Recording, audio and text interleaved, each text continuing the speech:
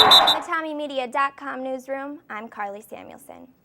The number 7 ranked St. Thomas baseball team moved its record to 14-4 overall and 2-0 in the MIAC with a doubleheader sweep of Augsburg yesterday at Coach Diamond. Check Tommy Media for the recap. The Tommies are back in action Saturday in a twin bill against St. Mary's.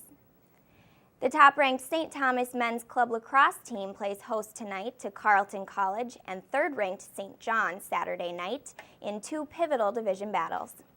The Tommies are 5-0 on the season and are led in scoring by midfielder Matt Clevin's 12 goals. For more on the lacrosse team's busy weekend, check Tommy Media for the locker room with Coach Peter Moosbrugger and Clevin. The 20th-ranked St. Thomas softball team used a strong offensive surge to push its record to 4-0 in conference play and 17-5 overall with a twin bill sweep of Bethel. In Game 2, the Tommies overcame an early 4-0 deficit to pull out the victory.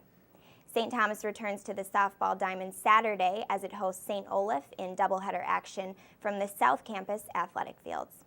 For TommyMedia.com, I'm Carly Samuelson.